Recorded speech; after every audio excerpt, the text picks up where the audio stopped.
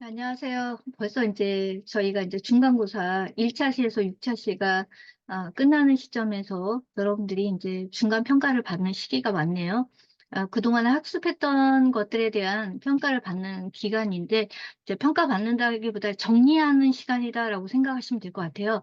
이왕이면 이제 프로그램이다 보니까 저희가 이제 소스로 코딩을 참 봤으면 좋겠지만, 그거, 이제, 개념이 어느 정도 잡히면 나중에는 저절로 이제 코딩도 되지 않을까라는 기대감으로 여러분들한테 일단은 개념 정리가 제대로 됐는지에 대한 거를 평가받는다라고 생각하시면 돼요. 그래서 1차 시까지 해서 6차 시까지 어떤 것들을 했었는지에 대한 걸 간략하게나마 제가 정리를 좀 해드리도록 하겠습니다. 먼저 이제 자바 하면 이제 딱 나오는 게 뭐냐면 객체지향이라는 말이 나오잖아요. 그래서 이제 그 객체지향이라는 것이 나오는데 거기에 나오는 것들에 대한 용어라든가 이런 것들을 좀 잘 구분을 좀 해줬으면 좋겠다라는 생각이 듭니다. 특히나 어, 이제 바로 이제 가보면 이제 저희 이제 오브젝트 오리엔티드 프로그래밍에서 이제 OOP라는 말들을 많이 들었을 거예요. 그러니까 저희 과목 자체도 객체지향 프로그래밍 자바잖아요. 자바 하면 이제 객체지향이라는 용어가 나옵니다. 그래서 그 OOP라는 용어가 어떤 건지, 객체지향이 그럼 과연 뭔가, 실생활에 떠도는, 그러니까 나와 있는 모든 사물들을 이제 우리가 객체라고 하는데 그 객체를 중심으로 개발을 하겠다, 프로그래밍 하겠다가 객체지향 프로그래밍이다라고 보시면 되고요.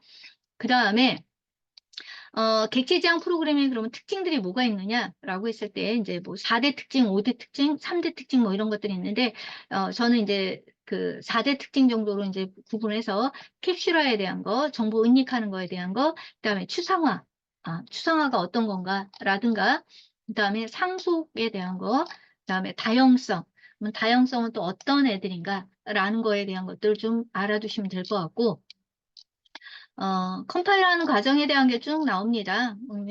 그렇구나라는 정도로 좀 여러분들 보시면 되고, 그건 이제 내부적으로 이제 저희가 이제 어떤 툴을 돌리든 간에 컴파일 되는 거는 같은 상황이니까 어떻게 돌아가는지 정도는 보시면 되고요. 그리고, 어, 지금 현재는 뭐 최신 버전이 21 버전 뭐 이렇게 나와 있지만, JDK 현재 저희가 사용하는 건 17 버전을 쓰고 있는 상태다라는 거고, 그 다음에 이 구조, 클래스 구조들을 좀 봐두세요. 그러니까 시작하는 것에 대한 구조들 좀 봐두시면 될 것 같고, 시작점이 저희는 메인이죠. 그래서 메인을 통해서 불러낸다라는 거랑, 메소드가 뭐고, 메소드의 형태는 어떻게 된다라는 거. 그래서 메인도 메소드죠. 메소드에 대한 거. 형태를 좀 알아두시고요.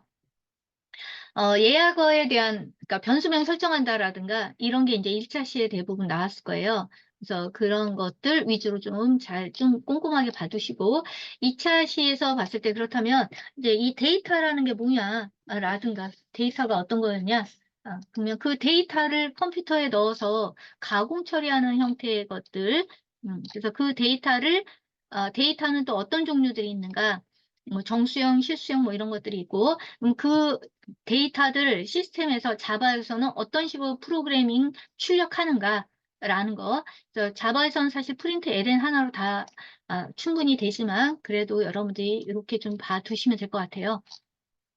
그리고 제어 문자들이 있었죠. 네, 이 제어 문자 같은 경우에는 굳이 여러분들이 좀 딸딸딸 외울 필요는 없었어요.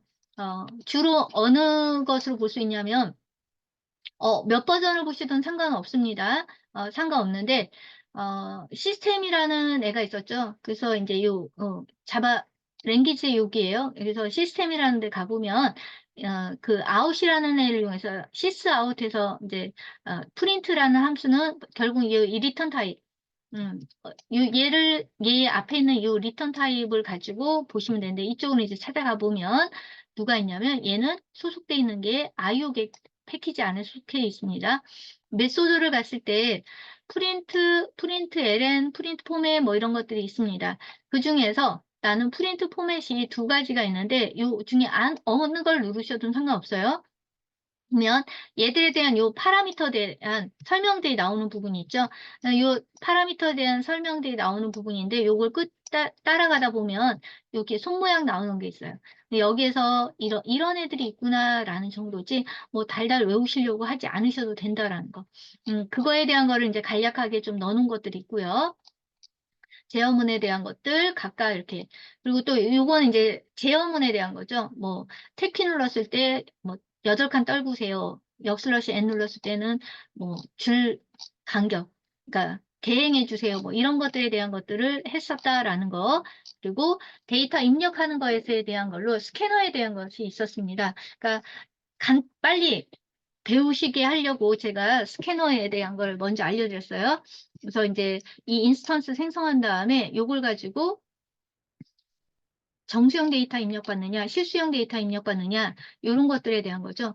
여기도 뭐 이런 게 나왔는데, 마침 캡처 떠놓은 거에 보시면 스캐너 클래스가 갖고 있는 것 중에, 이거 본 김에 제가 말씀을 드릴게요. 이제, 파이널리라는 애가 있습니다.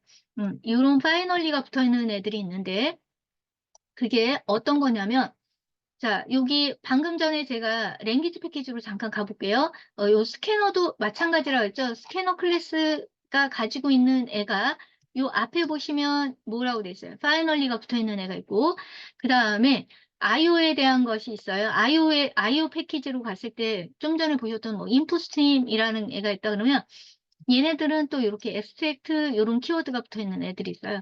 이거는 이 클래스가 갖고 있는 성격, 이 인터페이스든 클래스든 누구든 갖고 있는 성격들을 나타내는 건데, 얘 같은 경우에는 앱스트랙트가 붙었다는 건 추상 클래스다라는 뜻이고, 이 앱스트랙트 키워드가 붙었구나라고 하면 이 인풋 스트링이라는 이 클래스는 자체적으로 객체를 생성할 수 없는 추상 클래스구나 이렇게 인식을 하면 되는 거예요. 그것처럼 요거는 사실 여러분들이 이제 9차 시 이후 이제 나올 수 있는 것들인데, 거기에서 이제 또 제가 말씀을 드릴 수도 있는 건데, 미리 좀 말씀을 드리면, 얘네들은 클래스 앞에 붙었느냐, 또는, 어, 메소드 앞에 붙었느냐, 또는 멤버 필드, 멤버 변수 앞에 붙었느냐에 따라서 좀 달라요. 그러니까 하는 역할이 금지를 하는 거예요. 뭔가를 막아내는 건데, 클래스 앞에 붙었다라고 하는 것은 상속 금지예요. 그러니까 이 클래스를 가지고 이거 메이커 측이 제공하는 거잖아요. 메이커 측이 제공하는 이 클래스를 가지고 유저 클래스를 만들 수 있거든요. 근데 이 파이널리가 붙었다라는 건 상속 금지.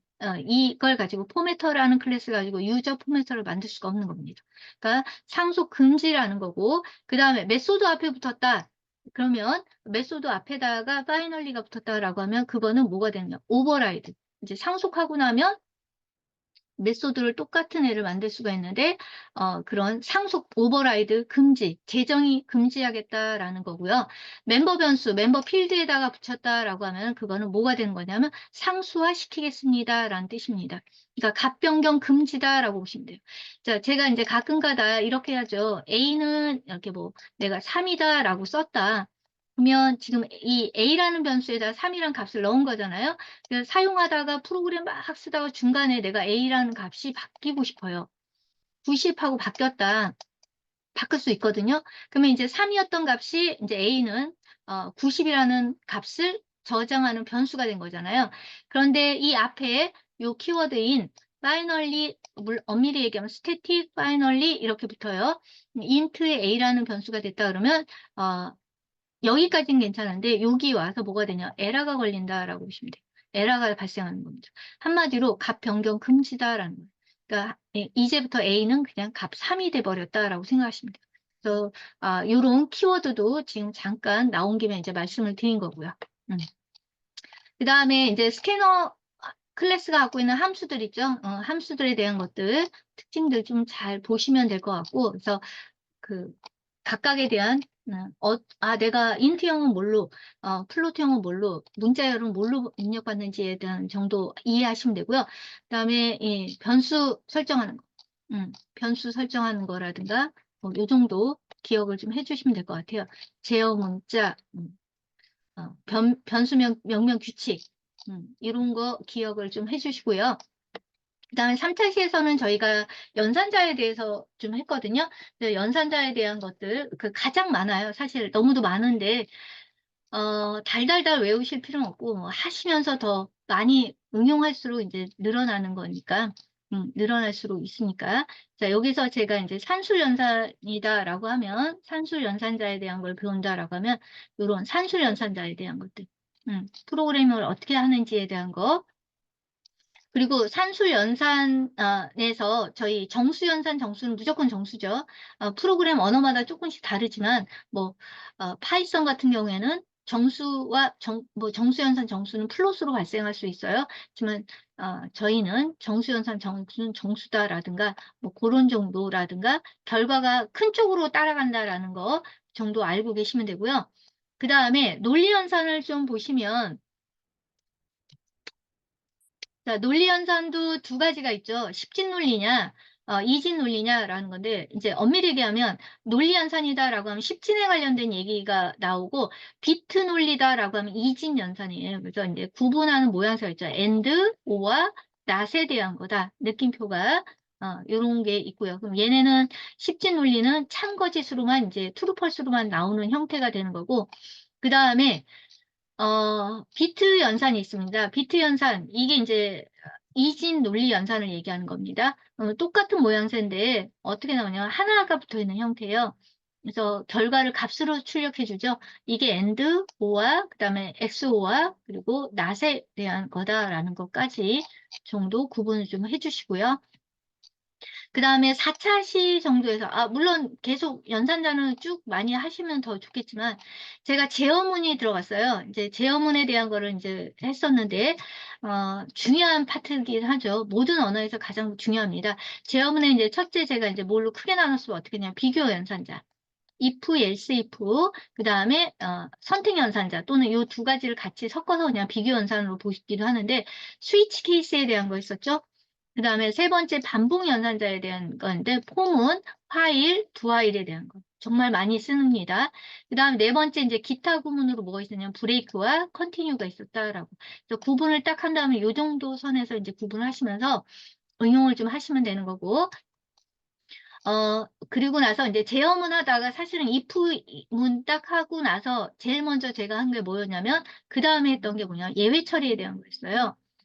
조건문 딱 들어가고 나서 그 다음에 이제 예외 처리에 대한 거를 했었습니다. 이유인즉 예외 처리를 해야 되는 것이 뭐냐면 자바는 이 예외 처리를 반드시 의무적으로 해야 되는 게 있다라고 했어요. 다른 언어와 다르게 자바에서는 반드시 예외 처리를 해줘야 되는만 프로그래밍화가 제대로 되는 게 있어요.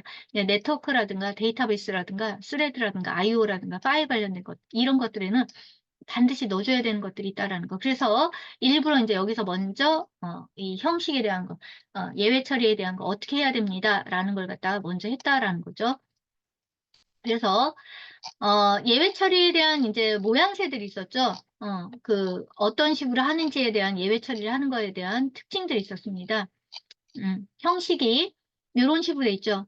자, 트라이 구문에 이제 예외가 발생할 문제가 소지가 있는 프로그램 코딩을 하고 그거에 대해서 문제가 발생하면 캐치 구문이 받아서 처리하고 끊는다라고 했었습니다. 물론 정상적으로 됐다라고 하면 그냥 여기서 끝나는 형태가 되죠. 트라이 캐치 구문이 있고 트라이 파이널리 구문이 있고 트라이 캐치 파이널리가 있죠. 이 세 가지 다 쓸 수 있다라는 거. 그래서 이런 형식들도 잘 하시고 사용할 수 있게끔 쓰시면 되고요. 저희 이제 함수들이 있었잖아요. 그 예외 처리에서 이제 나오는 그 발생한 예외를 출력해주는 함수들이 있었습니다. 그런 것들에 대한 것들도 잘 봐두시면 될 것 같아요. 그 다음에 이제, 그 스위치 케이스에 대한 것들을 이제 넘어갔었는데, 여기 스위치 케이스, 이제 예외 처리 끝나고 이제 스위치 케이스도 제어문에 속하니까, 이 형식에서 이 안에 들어올 수 있는, 조건에 들어올 수 있는 것들이 있었죠?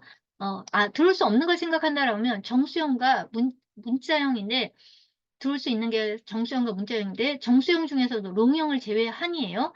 롱형과 실수형은 절대 올 수 없다라는 것도 좀 알아두시면 될 것 같아요. 그래서 프로그래밍 어떤 식으로 하는지에 대한 것들 봐두시고 그 다음에 이제 뭐 뒤에 3차 그러니까 세 번째 파트에서는 뭐였냐면 그러니까 포문과 화일문 다 하고 나서 이런 형식들에 대한 거 다 하고 나서 그 다음에 문제를 위주로 많이 풀었습니다. 저는 이제 아무래도 제 영어는 많이 다뤄봐야지만 가장 좋다라고 생각하기 때문에 문제를 좀 많이 풀었다라는 것도 기억하시고요. 그다음에 그게 이제 5차 시에 관련된 걸로 쭉 나왔었죠. 5차 시에 이제 문제풀이를 위주로 해서 주로 쭉 했고, 중첩, 파일이나 두아일 뭐 이런 것들에 대한 것들도 쭉 해봤습니다. 자, 그다음에 이제 6차 시에서는 이제 배열에 대한 거였어요. 자, 배열을 하게 되면 일괄 처리가 목적이죠. 그러니까 많은 데이터를 우리가 다뤄야 되는 건데, 이 배열이 나온 것에 대한 거와 배열이 메모리상에 어떻게 들어가는지에 대한 것들이라든가 이런 것들도 기억을 하시고, 배열 선언에 대한 거. 1차원 배열을 제외하고는 사실 2차원 배열, 3차원 배열이라고도 얘기하지만 다차원 배열이라고 얘기를 하죠. 그래서 1차원 배열의 이제 형식, 2차원 배열의 형식이라든가, 그 다음에 3차원 배열의 형식이라든가, 이런 것들에 대한 것들을 좀 기억을 해주시면 돼요. 그래서 이제 배열에 대한 거, 접근하는 거에 대한 거, 형태, 어떤 식으로 출력이 되는지, 이런 것들도 좀 받으시고, 마침 나왔으니까 네, 향상된 또는 향상된 폼은 이렇게 얘기하죠. 이게 이제 새롭게 추가된 건데, 이제 배열하고 나서 제가 말씀드리겠습니다라고 했죠. 그때 이제 이 형식들, 또 기억을 좀 해주시면 좋을 것 같아요. 그래서 사용은 뭐 그냥 일반적인 포문으로 한다고 큰 문제가 생기진 않아요. 그래도 저렇게도 쓰는구나라는 것도 기억을 해주시면 될 것 같아요. 3차원 배열에 대한 전원 형식이라든가 이런 것들도 기억을 해서 해주시면 될 것 같아요. 그러니까 이제 개념적인 것부터 여러분들이 딱 머릿속에 이제 넣어놓고 그걸 응용할 수 있게끔 자기 것으로 만들기 위해서는 역시나 많이 풀어보셔야 되는 건데, 자, 바라던 바대로 여러분들이 시험을 잘 볼 수 있었으면 좋겠고요. 이제 절반이란 시간을 다 왔으니까 열심히 하시고, 그리고 그 시간을 할애해서 알뜰하게 잘 쓰셔서 원하는 바 잘 이루시길 바라겠습니다. 될 수 있으면 어렵지 않게 내려고 애를 썼기 때문에 충분히 잘 학습을 했다라고 하면 풀 수 있는 문제라고 생각을 합니다. 자, 그러면 항상 건강하시고요. 원하는 거 뜻대로 다 이루어지길 바랍니다. 또 시험 잘 보세요. 고생들 하셨습니다.